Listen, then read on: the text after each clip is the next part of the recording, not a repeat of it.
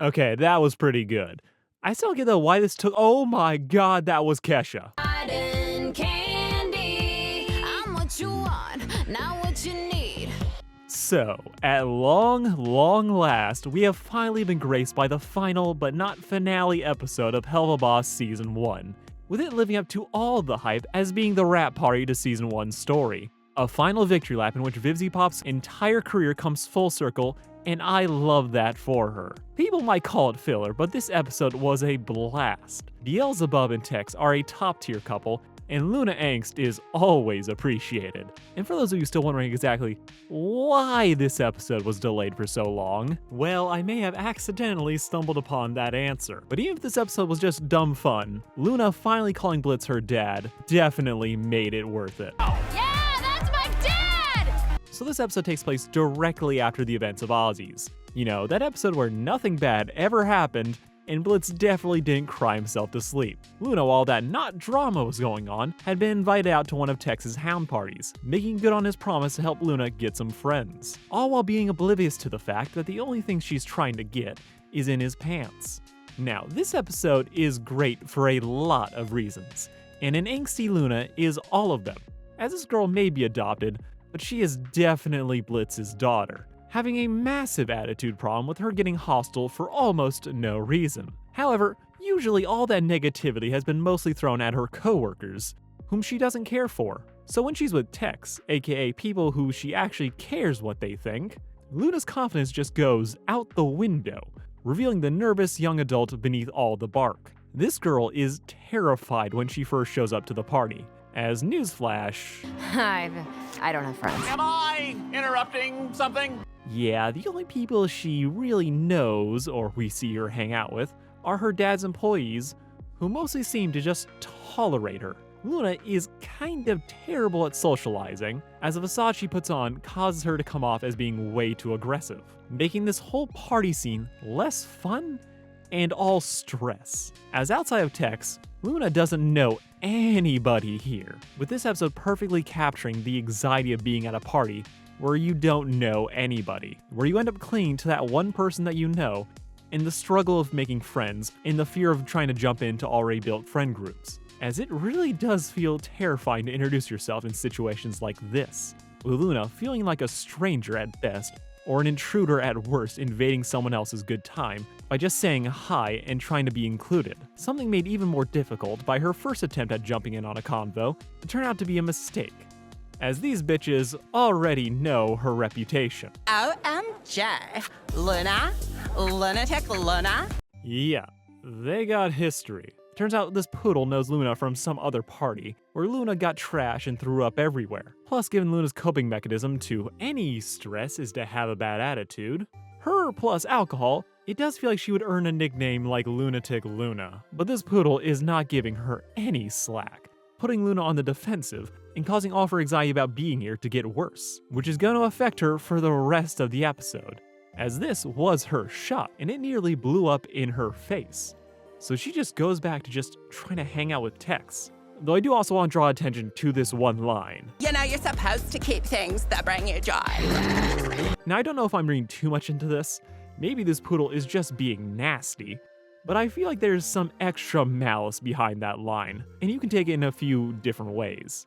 First off, it almost sounds like there's a story behind it, like Luna on account of her temper lost something or possibly someone. Maybe she was hitting on somebody and she kind of let that one go. As it's small, but this comment really set off Luna, and had her dropping slurs. Oh, my dog. Wow. What? Is that not an okay thing to say?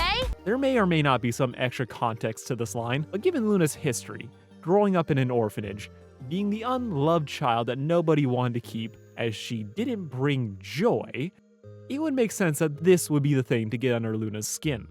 Even if it wasn't intentional, this was a bullseye on all Luna's self-worth issues, as she was ready to fight this girl, only for Tex to show up again. Luna here is probably one of my favorite parts of the episode, as she is just way too good at being relatable. Her struggling at a party is something pretty much everyone has gone through at least once. She perfectly captures that sensation of feeling out of place in a room full of people seemingly having a great time, making her own discomfort feel even worse by comparison. However, just before the drama can really go down, this episode's real star appears and gets away with using the B word. Hey, I'm what you need. I'm what you want. I got it all. Oh my God, it's Beyonce! So, yeah, that's Kesha. An early 2000s superstar, she was a bona fide mega hit, who unfortunately, due to reasons that we'll get into, had to kind of halt her career to deal with some other bullshit. But Kesha is significant, as she holds a very special place in the Vivziepop lore, as it was Viv's anime music video to Kesha's Die Young that really blew up her career. This music video was iconic, and to have Kesha be here, voicing Queen Bee Beelzebub herself, it's just absolutely insane.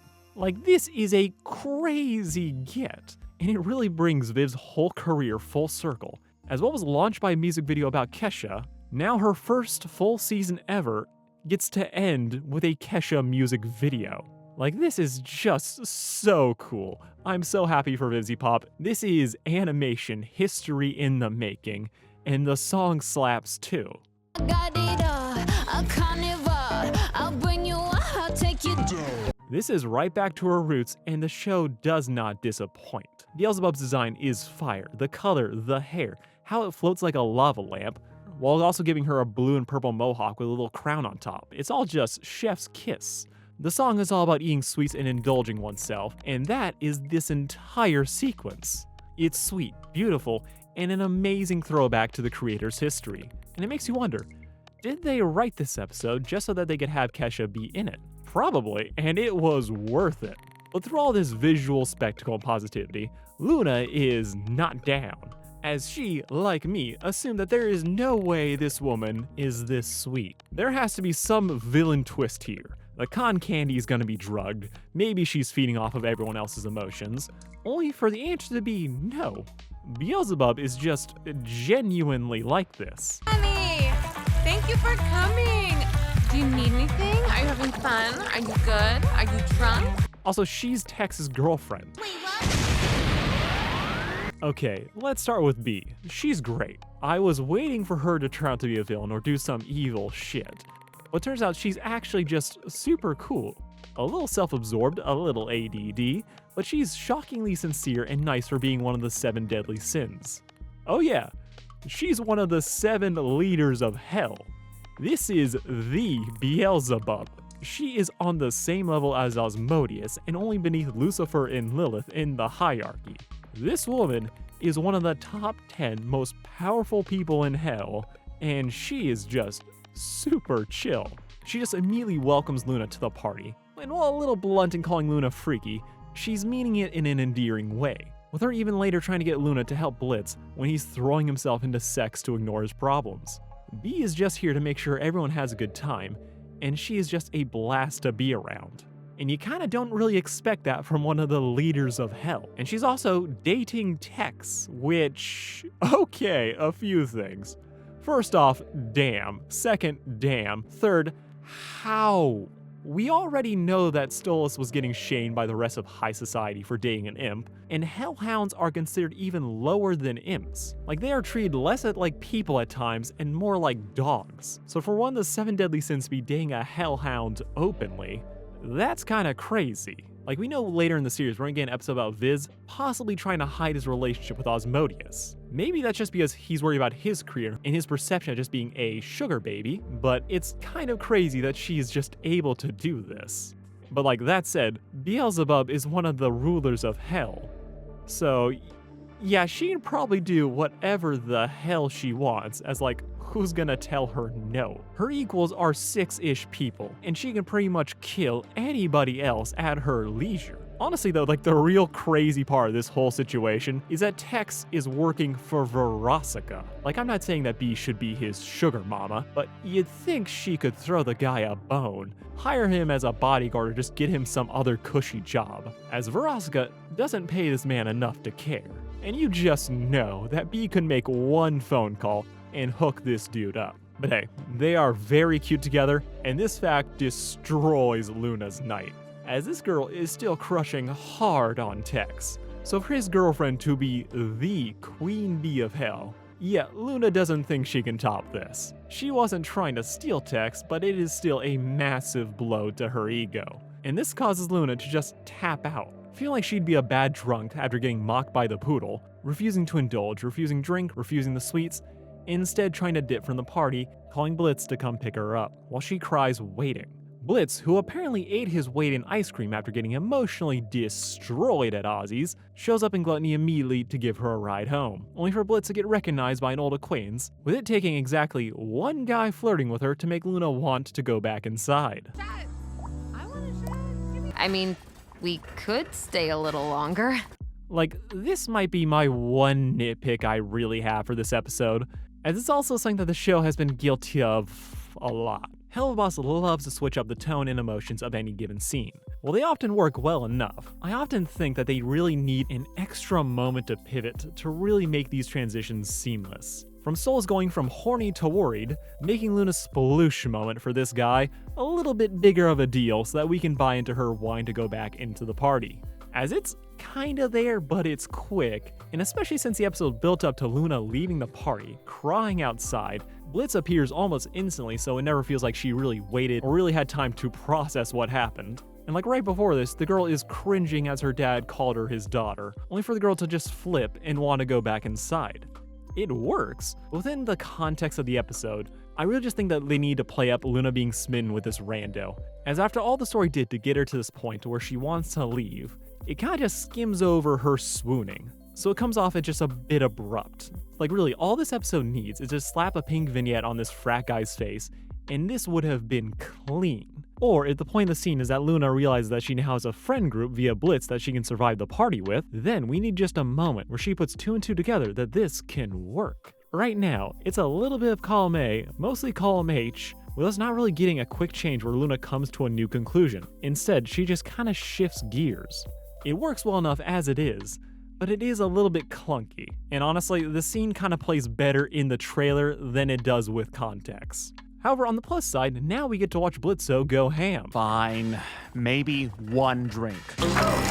So yeah, Blitz is a party animal, and he is throwing himself into alcohol and sex to try and bury his emotions. The man outdrinks the demon sin of gluttony.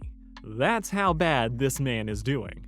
And it honestly makes too much sense seeing Blitz like this, as we all know he fears dying alone. Plus, he wanted to be a performer but lacked the comedic chops. So it would make sense that Blitz, in a self-destructive bid for attention, would go this hard at parties, and destroy his body for the cheap booze-ridden applause of the crowd, as he could never make people laugh with him, so this would be the next best thing, and you can just see how easily he would spiral as he kept chasing their validation. This is probably the Blitz that used to date Veronica. He used to be the life of the party, and when he went out of control, it ended in a catastrophic meltdown that was his and Veronica's relationship. While Blitz is indulging in his worst tendencies, he's also inadvertently saving Luna's night, as him doing a keg stand, drinking bee under the table. It all serves to create a competition and show that the rest of the party can spectate and cheer on, freeing Luna from the pressure and anxiety of feeling like she has to justify her own existence to the people around her. As she's got a reason now. She's cheering on her dad. Yeah, that's my dad! With this giving her just a little baseline to get comfortable with the people around her and feel like she belongs, removing her self-imposed handicap. Though the good vibes hit a snag when B points out that Blitz is not doing okay. Luna gets defensive real quick as ye old jealousy flares up, taking everything B says in just the worst possible way, with the two of them getting heated, till B goes God mode, and Luna has to take a step back and realize that, yeah, they're right. She's right. Luna needs to get out of her head and go check on Blitz, as he is not okay. Christ on a stick, you would be a dentist. Get the fuck away from me! I'm not fucking a dentist tonight! Luna, unlike the beginning of the episode where she ignores Blitz's calls, ends the night prioritizing him and ends up taking her dad home, which is a bummer, but she's content, having found her crowd at the party and will definitely be doing this again sometime. I'll be there, Dad. Now go the fuck to sleep. Get a nice sincere moment where Luna takes care of her dad, with him asking if she'll stay with him, still terrified by the idea that Viz was right that Blitz will die alone, which Viz didn't say it Aussies, but he did say it during Blitz's hallucinations, meaning this was probably the last thing Fizz told Blitz when their relationship imploded. And those words have haunted Blitz ever since. Luna doesn't fully grasp what a dark place Blitz is in right now, but she's still here for him. She loves him, and for the moment, that's enough. Putting a sweet little bow on a very fun episode. Fuck. Yeah, I did need to throw up. I really like this one. It's simple, but a blast. We've waited a long time to get this one, and it was worth it. Though to answer the question of why it took so long to come out, we have to go over some backstory. See, episode 7 of Aussies was always meant to be the finale to the story of season 1. However, don't believe what the current title says, as that thing is lying to you. Originally, it was billed as just part 1, leading people to get hyped at the potential conclusion or wrap-up to all the heartbreak we saw. People waited, and waited, and waited, until the show said fuck it and started airing season 2, with Vivziepop clarifying on Twitter that episode 7 part 2 was not the true finale of season 1, but instead it was more of a fun wrap-up party to the season. There was no story-changing events that would happen here. They want us to see it, but they couldn't air the episode due to legal bullshit. But this led to rabid fan speculation, as everyone was guessing what was the thing holding up this episode, and how could it be so big that they couldn't just edit it out or work around it. Some people were expecting some Has-Been Hotel cameos, others thought it was a musical choice that they wanted to play Die Young maybe, except it was more than that, as they fucking got Kesha. Like, this is an insane get. Like, this might be crazier than that time Nicki Minaj showed up on Steven Universe, as Spindlehorse and Helluva Boss aren't the household name that Cartoon Network is. Plus, if you know anything about musical contracts, you would know that they are a nightmare to work around. I mean, just look at that time that The Simpsons got Michael Jackson to appear in an episode. The man showed up, voiced a character, only for his record label to say nah when he actually tried to sing in it. Instead, they forced The Simpsons to get a sound-alike to sing for him. He still voiced the character, but he just couldn't sing it, which is what happened here. See, Kesha is voicing the character, and she also wrote the song, but they were performed by Raquel Diamante. But, and here's the thing, if it were as simple as just switching out the singer, they would have done it a long time ago. The true difference here, and the reason that this episode was delayed as long as it was that unlike The Simpsons, Kesha helped write the song, meaning that her record label would have partial ownership of it rather than her, which is an important distinction to make since she's in the middle of suing them to get out of that contract. Like, this is all speculation by me, but Kesha settled a 9-year lawsuit against Dr. Luke, but just 2 days before they dropped this episode, which just feels like it can't be coincidental. And for the full details, Kesha was suing her old producer, Dr. Luke. She was trying to get out of her contract and was also suing him for some Me Too related reasons that I will get demonetized for mentioning. Yeah, it's what you think it is. She was technically required to make 2 or 3 more albums to get out of this contract, but for very understandable reasons, she didn't want to keep making the company or this man any more money. So instead, she sued to get out of the deal she signed when she was just 18, effectively halting her career to do so. But with the lawsuit now settled, and we are not privy to the details, but most likely she was freed from her contract and other legal obligations, meaning that Helluva Boss was finally given the go-ahead to release this episode without being sued to death by Kesha's old record label, as it would have been one thing for just to use Kesha's voice. But for them to use a song that she wrote, they would never have allowed that, especially during a lawsuit. Either way though, it is good news for Helluva Boss and great news for Kesha. This episode was a fun one, and I am so happy that we finally got to see it. But I am dreading how every dumb motherfucker on YouTube who have been clowning on season 2 since Jump to come in here and start praising the shit out of this one episode as being some return to form or what the show should be, and is just going to be the most annoying thing. Like, let's be honest, I am a clickbait whore, and I have been critical about some aspects of season 2, but there has just been so many bad faith takes that it has just been ridiculous. As it'd be one thing if the show's hype kind of died down, but people just turned on this show so quickly after just one semi-week premiere. Like, it felt like people were trying to get ahead of some Steven Universe style blowback, and I'm just not looking forward to people using this episode to justify any of their takes. But that's gonna be it for me. Tell me what you all thought of the episode. Was it worth the wait? How many times have you hit replay on cotton candy? Thank you all for watching. Like, share, and subscribe to be kept up to date on my nonsense, and not just on the algorithm whenever a Hell of a Boss episode drops. Love you all. Peace out.